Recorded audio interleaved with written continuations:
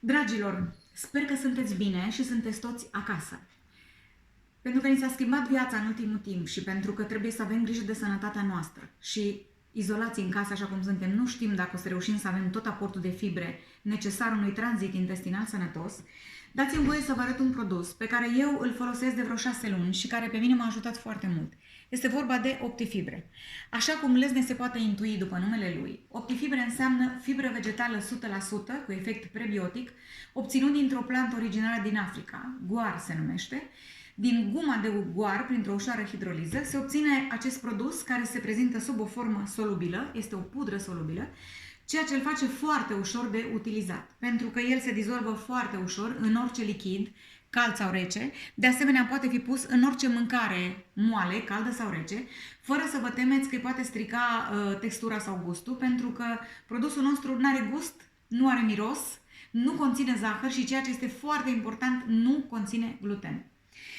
Este un produs vegetal 100%, așa cum spuneam, care are marea calitate de a reîmprospăta flora intestinală și nu numai atât, ajută foarte mult în perioadele în care se instalează constipația. Nu știu dacă știați, dar cel mai atinse de această situație de constipație sunt femeile în perioadele de sarcină și în perioada de alăptare.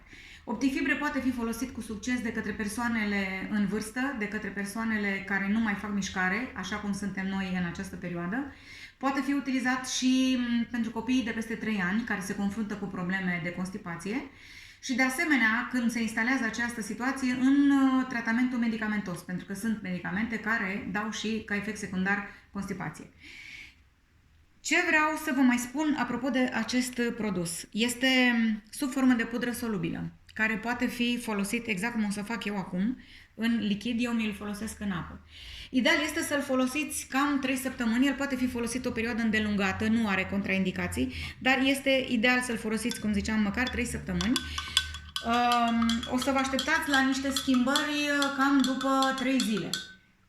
Ar mai fi de adăugat poate faptul că în momentul în care nu știi de unde să-ți iei tot ceea ce înseamnă fibră pentru buna organizare a tranzitului intestinal, aceste fibre sunt cele care reușesc să păstreze nivelul colesterolului ușor scăzut.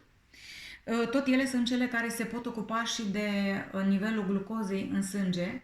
Cu alte cuvinte, în orice situație în care fibrele care sunt parte din produsele ce ajută la reglarea tranzitului intestinal sunt greu de găsit în alimentație, vă sugerez să-l găsiți, o să vă și spun de unde îl cumpărați, o să vă las un link într-o postare, să vedeți de unde le puteți cumpăra. Vedeți, nici am amestecat cine știe ce. El deja s-a dizolvat. O să vă rog să vă uitați să vedeți că nu este viscos, nu arată în niciun fel, este ca o apă. Este porția mea pe ziua de astăzi, am așteptat să vi-l și arăt. Vă doresc sănătate!